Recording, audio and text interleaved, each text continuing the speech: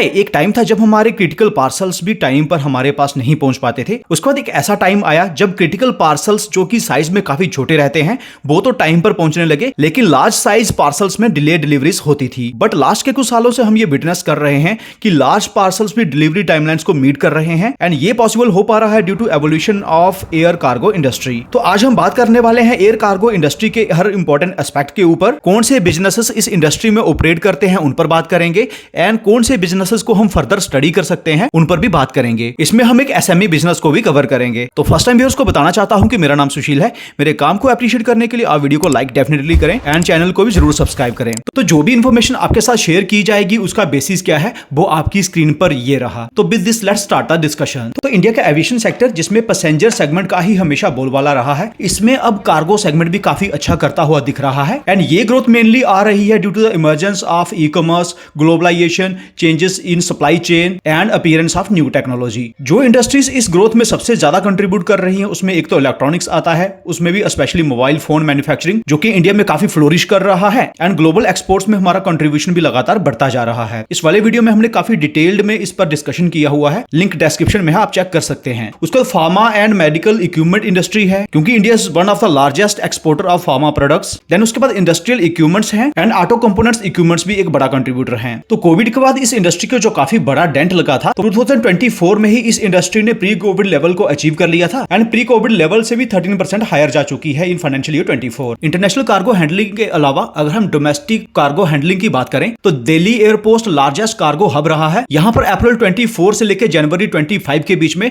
17.7% की ग्रोथ देखने को मिली ईयर ऑन ईयर बेसिस पर। बेंगलोर इंटरनेशनल एयरपोर्ट की कार्गो हैंडलिंग में हमें 23.7% की ग्रोथ देखने को मिली। मुंबई एयरपोर्ट ने 14% ज्यादा कार्गो हैंडल किया। बेरस अगर हम कुछ स्मॉलर एयरपोर्ट्स पे देखें जैसे कि कोयम्बटूर ने 99.8% ज्यादा कार्गो हैंडल किया, अमृतसर ने 77.8% ज्यादा किया, जोधपुर ने 53.5% ज्यादा किया, जामनगर ने 69.2%, गोवा डामलिन ने 53.1% एंड गोवा के मोपा एयरपोर्ट ने 3 फोल्ड ज्यादा ग्रोथ रजिस्टर की। एंड इसका एक रीजन ये भी है कि ये नया एयरपोर्ट है। सारे एयरपोर्ट्स की कार्गो हैंडलिंग को मिला दिया जाए तो फरवरी 24 से जनवरी 25 के बीच में कौन से मंथ में कितना कार्गो हैंडल किया गया वो आपकी स्क्रीन पर ये रहा। सितंबर अक्टूबर के मंथ में हमेशा हमें हाईएस्ट ही देखने को मिलेगा due to upcoming festive season. तो इस इंडस्ट्री में अगर हम फ्यूचर ग्रोथ की बात करें तो as per the data presented by IMARC ये इंडस्ट्री 11.5% की ग्रोथ रजिस्टर कर सकती है between 2025 to 2033 and by 2023 India में annually 9.56 million tons of cargo handle किया जा सकता है। तो जो भी इंडस्ट्रीज इस तरह की ग्रोथ रेट मेंटेन कर पाती हैं वहां पर स्मॉल एंड मिड साइज के प्लेयर्स काफी अच्छी ग्रोथ रजिस्टर कर सकते हैं। हमारे लिए ये जानना भी काफी इंपॉर्टेंट रहता है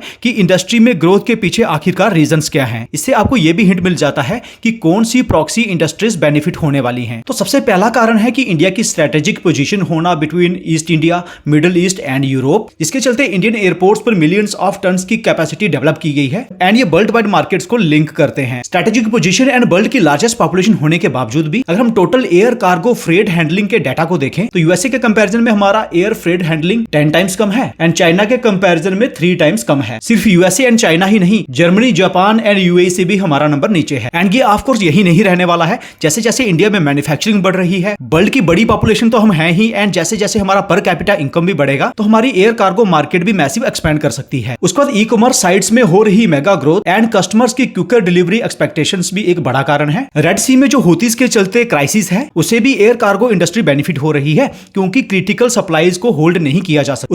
उसका रीजनल ट्रेड एग्रीमेंट जैसे कि regional comprehensive economic partnership, India ASEAN free trade agreement, bilateral trade pacts with countries like Australia and UAE and इसके साथ ongoing free trade agreement deals भी एक बड़ा कारण है इस इंडस्ट्री में ग्रोथ के पीछे। उसका growing adoption of China plus one manufacturing strategy ये भी एक बड़ा कारण है। Development of regional air connectivity through उड़ान स्कीम ये भी एक बड़ा कारण है इस इंडस्ट्री में ग्रोथ के पीछे एंड टेक्नोलॉजिकल एडवांसमेंट होने से एआई एंड आईओटी अब स्टोरेज स्पेसेस में most suitable climatic conditions maintain कर पा रहे हैं। ये भी एक कारण है इस इंडस्ट्री में ग्रोथ के पीछे। तो ऐसा नहीं है कि इस इंडस्ट्री में सारी बिन बिन सिचुएशन ही है, ऑफ कोर्स कुछ चैलेंजेस भी हैं। तो फर्स्ट चैलेंज है लिमिटेड सिविल कार्गो एयरक्राफ्ट की अवेलेबिलिटी एंड इनमें भी ज्यादातर नैरो बॉडीड एयरक्राफ्ट हैं। सेकंड है क्लाइमेटिक कंट्रोल्ड इंफ्रास्ट्रक्चर में अभी भी शॉर्टेज होना डिस्पाइट ह्यूज कैपेसिटी डेवलपमेंट। तो अब हम कुछ प्लेयर्स को देख लेते हैं जो इस इंडस्ट्री में काम कर रहे हैं। किन प्लेयर्स को फर्दर स्टडी किया जा सकता है उस पर भी बात करेंगे। फ्रेंड्स, डायरेक्टली बिजनेसेस पर आने से पहले मैं बताना चाहता हूं कि चाहे small caps and micro caps हो या फिर आईपीओस हो, कुछ ऐसी इन्वेस्टमेंट कैटेगरीज रहती हैं, यहां पर ग्रोथ तो अच्छी देखने को मिल सकती है, लेकिन प्रॉब्लम यह है कि इनके बारे में ज्यादातर इन्फॉर्मेशन पब्लिक डोमेन में होती ही नहीं। लेकिन जो प्लेटफॉर्म इसका सोल्यूशन लेकर आया है वो 90 डेज के लिए अपने सारे प्रीमियम फीचर्स को फ्री में भी ऑफर कर रहा है एंड प्लेटफॉर्म का नाम है सोवरिन। यहाँ पर अगर हम डिस्कवरी सेक्शन में जाएं तो हमें अलग अलग बकेट्स के अंदर अलग अलग क्राइटेरिया के बेसिस पर सेलेक्ट किए हुए small caps and micro caps मिल जाते हैं। तो जैसा कि अभी क्वार्टरली रिजल्ट्स आना स्टार्ट हुए हैं, हम क्वार्टरली रिजल्ट्स वाली बकेट को स्टडी कर सकते हैं। यहाँ पर हमें कई सारे ऐसे small caps and micro caps मिलेंगे जिनमें किसी में तो 94% की टॉप लाइन ग्रोथ हुई है, किसी में 142% की, किसी में 75% की, एंड ये लिस्ट बढ़ती ही जाएगी। क्लिक करके आप फर्दर डिटेल्स को भी स्टडी कर सकते हैं। देन हम अग्रेसिव ग्रोथ ट्रिगर्स वाली बकेट को स्टडी कर सकते हैं कि किन small caps and micro caps में मल्टीपल ग्रोथ ट्रिगर्स हैं, एंड ये लिस्ट भी काफी लंबी है। या फिर ऑर्डर बुक वाली बकेट को स्टडी कर सकते हैं कि कहां पर कौन सा बिजनेस कितनी ऑर्डर बुक लेके बैठा है, एंड या फिर प्रमोटर बाइंग वाली बकेट को भी स्टडी कर सकते हैं। उसका प्राइम सेक्शन इज बना मेरा फेवरेट। यहाँ पर कई small caps and micro caps के ऊपर प्राइम आर्टिकल्स मिल जाते हैं एंड यहीं पर हमें प्रमोटर्स के इंटरव्यूज भी मिल जाते हैं। टाइम सेक्शन में हमें हर वर्किंग डे के रात के 8 बजे दिन भर के सारे अपडेट्स मिल जाते हैं जो कि specially small caps and micro caps में हुए होते हैं। आईपीओस में डिसीजन मेकिंग के लिए हम आईपीओ सेक्शन को यूज कर सकते हैं एंड पल सेक्शन में जाकर हम अपने पोर्टफोलियो के small caps and micro caps add कर सकते हैं एंड इनके बारे में हमें अपडेट्स मिलना भी स्टार्ट हो जाते हैं। अपने नॉलेज को एनहांस करने के लिए हम knowledge section and learn section को यूज कर सकते हैं एंड ये हमेशा फ्री भी रहते हैं। सारे प्रीमियम फीचर्स का एक्सेस 1 ईयर के लिए मिल रहा है 4400 रुपीज में एंड सोवरिन टाइम्स का एक्सेस मिल रहा है हमें 365 रुपीज में फॉर 1 ईयर। लेकिन जो सारे प्रीमियम फीचर्स 90 डेज के लिए हमें फ्री में मिल रहे हैं उन्हें ऑफ कोर्स हमें मिस नहीं करना है। तो साइन अप पर ये डिटेल्स बनने के बाद कूपन कोड यूज करें free trial. So don't forget to check the link given in the description and in the pin comment. तो let's get back to the discussion. सबसे पहले हम एक माइक्रो कैप प्लेयर पर बात करेंगे। यहाँ पर मैनेजमेंट काफी बड़े प्लान्स लेकर चल रही है, बट मैं चाहूंगा कि आप उन सिर्फ प्लान्स को देखकर ही कोई इन्वेस्टमेंट डिसीजन ना ले। फुल कमेंट्री को सुनने के बाद में ही आपको रियल पर्सपेक्टिव मिल पाएगा। तो बिजनेस का नाम है एफकॉम होल्डिंग्स लिमिटेड, जिसे एविएशन इंडस्ट्री के वेटरन्स द्वारा ही स्टार्ट किया गया है। कंपनी को इस ऑब्जेक्टिव के साथ स्टार्ट किया गया था कि इन्हें कार्गो फ्लाइट्स रन करनी है बिटवीन आसान कंट्रीज। यहाँ पर इनका हब सिंगापुर में रहने वाला है। तो अपने इस काम को करने के लिए इन्होंने general sales and services agents, जिन्हें जीएसएस कहा जाता है, ये अपॉइंट किए हुए हैं in India and far east nation. हाल ही में इन्होंने एयर लॉजिस्टिक ग्रुप के साथ एग्रीमेंट साइन किया है। यहाँ पर ये कंपनी को जीएसएस से सर्विसेज प्रोवाइड करेंगे। जीएसएस से अपॉइंट करने का इंपैक्ट ये पड़ता है कि इन्हें माल को ट्रैक करने की जरूरत नहीं पड़ती है कि इन्हें माल मिलेगा कहां से। तो ये जो जीएसएस बिजनेस है ये फ्रेट फॉरवर्ड करने वाले प्लेयर्स जैसे कि ब्लू डार्ट हो गया, डीएचएल हो गया या इस तरह के और बिजनेस हो गए, इनसे कार्गो लाते हैं एंड देन इसे एयरपोर्ट टू एयरपोर्ट ट्रांसफर करना होता है। एंड कंपनी का काम भी एयरपोर्ट टू एयरपोर्ट ट्रांसफर का ही है। ये जो जीएसएस हैं इनको ये मिनिमम 50% फ्रेट की गारंटी भी देते हैं एंड ये काफी बड़ी बात होती है। तो प्रेजेंटली क्या है कि आज इनके पास 3 कार्गो एयरक्राफ्ट हैं जो कि बोइंग 737 एंड बोइंग 800 कैटेगरी के हैं एंड ये नैरो बॉडीड एयरक्राफ्ट हैं जिन्हें मॉडिफाई किया गया है फ्रेट हैंडलिंग के लिए। लेकिन इस काम के लिए जो मोस्ट सुटेबल एयरक्राफ्ट होते हैं वो वाइड बॉडीड एयरक्राफ्ट होते हैं। ये जो 3 एयरक्राफ्ट इनके पास हैं इन्हें ड्राई लीज पर लिया गया है। मींस लीज पर आपको सिर्फ एयरक्राफ्ट मिलेगा, बाकी एयरक्राफ्ट के सारे एक्सपेंडिचर आपको खुद से मीट करने होंगे। तो इस तरह का जो बिजनेस मॉडल है इसे एसेट लाइट बिजनेस मॉडल कहा जाता है, क्योंकि आप एयरक्राफ्ट को खरीदने के लिए एक भारी कैपिटल इन्वेस्ट नहीं कर रहे हैं। ऑफकोर्स इसके कुछ ड्रॉबैक्स भी होते हैं क्योंकि एयरक्राफ्ट जनरली आपको 8 ईयर्स की लीज पर मिलता है। लेकिन जो कंपनी एसेट लाइट मॉडल पर काम करती हैं उनके मार्जिन हमें काफी अच्छे देखने को मिलते हैं, जिसके बारे में हम आगे बात करेंगे। तो अभी जो फर्स्ट फेज है इसमें इनका टारगेट है इन्हें 5 एयरक्राफ्ट की फ्लीट को कंप्लीट करना है, जिसमें से फर्स्ट एयरक्राफ्ट को सितंबर 25 में आना था एंड सेकंड एयरक्राफ्ट को अक्टूबर 25 में। तो ऑफकोर्स जब हमें नेक्स्ट हाफ ईयरली रिजल्ट्स आएंगे या उससे पहले भी हमें कंपनी की तरफ से इंटीमेशन मिल सकती है कि एयरक्राफ्ट आए हैं कि नहीं आए हैं या फिर डिलीवरी रीशेड्यूल हुई है, क्योंकि एयरक्राफ्ट को सप्लाई होने में 15 मंथ्स का वेटिंग पीरियड रहता है। तो अभी आप ध्यान से सुनिएगा कि हम फेज 1 की बात कर रहे हैं। यहाँ पर इस फाइनेंशियल ईयर में 5 एयरक्राफ्ट के फ्लीट को कंप्लीट करना है। तो इस फेज 1 के लिए जो रेवेन्यू गाइडेंस आई हुई है, पहली बात तो ये कि ये जो टोटल 5 एयरक्राफ्ट का फ्लीट है ये इस फाइनेंशियल ईयर के एंड होने से पहले ऑपरेशनल हो सकता है,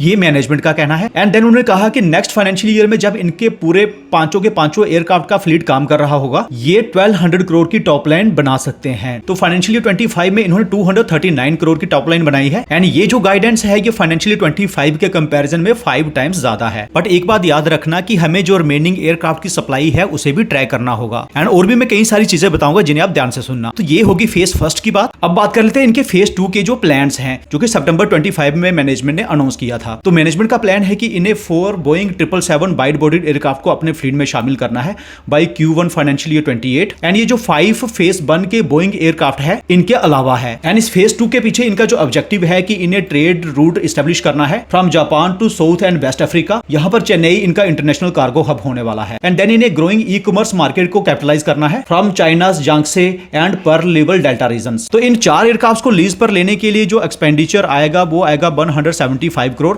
ये मैं कन्वर्ट करके बता रहा हूँ, एंड कुछ जनरल कॉर्पोरेट पर्पस के लिए जो फंड चाहिए होगा वो चाहिए 31 करोड़। तो टोटल 207 करोड़ इन्हें चाहिए है। तो इन फंड्स को ये कैसे अरेंज करने वाले हैं, उसमें से जो फर्स्ट 2 बोइंग 777 एयरक्राफ्ट होंगे इन्हें प्रेफरेंशियल इक्विटी प्लेसमेंट के थ्रू प्रोक्योर किया जाएगा, एंड जो रिमेनिंग 2 एयरक्राफ्ट हैं इनके लिए फंड्स QIP के थ्रू अरेंज किया जाएगा। लेकिन इसमें पॉजिटिव हमें यह देखने को मिला है कि प्रमोटर्स भी इस इशू में पार्टिसिपेट करेंगे, यानी कि इस इशू से कुछ शेयर्स प्रमोटर्स भी बाय करेंगे। लेकिन क्वेश्चन आता है कि कंपनी की कार्गो कैरिंग कैपेबिलिटी के ऊपर क्या इंपैक्ट आने वाला है। तो प्रेजेंटली इनके पास जो नैरो बॉडीड एयरक्राफ्ट है, इनके एक एयरक्राफ्ट की कार्गो कैपेसिटी है 22 टन। तो फेज 1 में जब 5 एयरक्राफ्ट पूरे हो जाएंगे तो टोटल इनकी कैपेसिटी होगी 110 टन की। लेकिन जो इकलौता बोइंग 777 फ्रेटर एयरक्राफ्ट है ये 102 टन की लोड कैपेसिटी रखता है, जो कि फेज 1 के 5 एयरक्राफ्ट की कैपेसिटी के अराउंड ही है। तो फेज 2 में जो 4 बोइंग 777 फ्रेटर एयरक्राफ्ट फ्लीट में ऐड किए जाएंगे तो उससे कंपनी की total air cargo capacity 3.5 times से ज्यादा बढ़ जाएगी। एंड ये मैं कंपेयर कर रहा हूं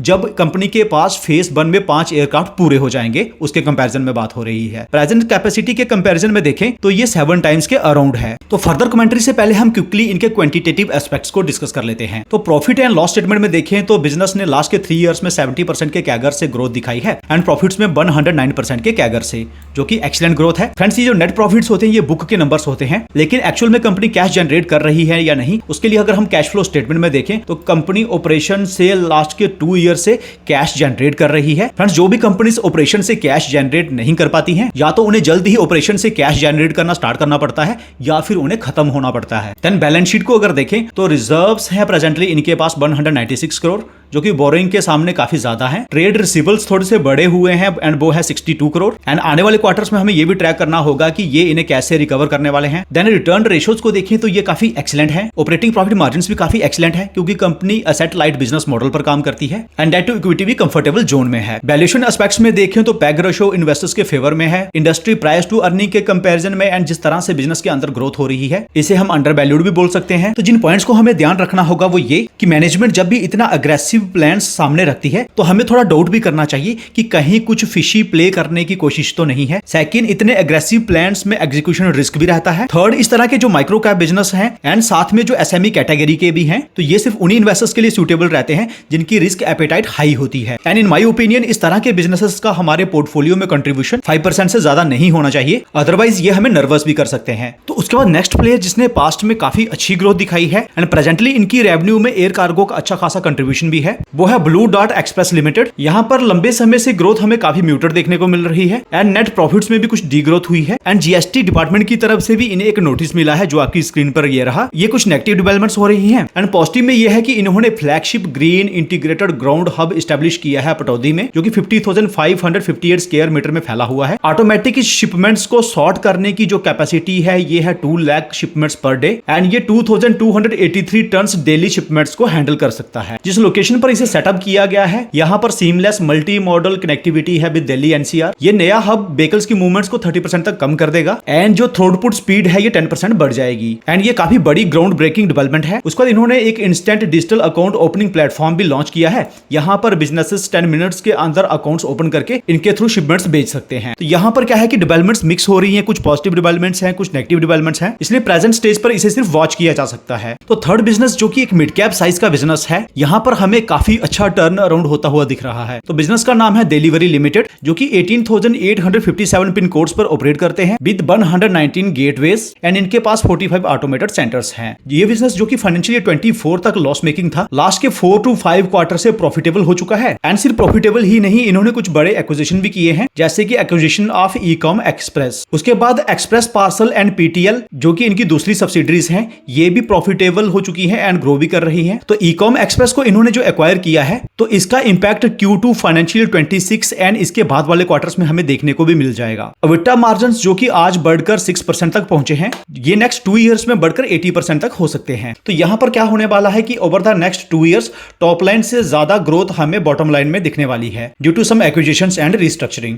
तो क्वांटिटेटिव्स में देखें तो बेस्ट पार्ट ये है कि बिजनेस कैश रिच भी हो चुका है लास्ट के 2 सालों से, जो कि काफी इंपॉर्टेंट है। बैलेंस शीट में रिजर्व्स भी एक्सीलेंट है एज कंपेयर टू बोरिंग्स, क्योंकि बिजनेस अभी टर्न अराउंड हो रहा है, इसलिए कई सारे मैट्रिक्स हमें रियल पिक्चर नहीं दे पाएंगे। तो वो इन्वेस्टर्स जो कि मिड कैप बिजनेसेस में इंटरेस्ट रखते हैं, वो इस बिजनेस को फर्दर स्टडी कर सकते हैं। तो आपकी स्टडी के अकॉर्डिंग इस इंडस्ट्री में और कौन सा ऐसा बिजनेस है जो अच्छा कर सकता है आने वाले टाइम में, आप कमेंट सेक्शन में जरूर बताइएगा। स्टडी इंफॉर्मेटिव लगी है, do hit the like like button and channel को भी आप डेफिनेटली सब्सक्राइब करें। तो मिलते हैं आपसे अगले वीडियो में, टेक केयर।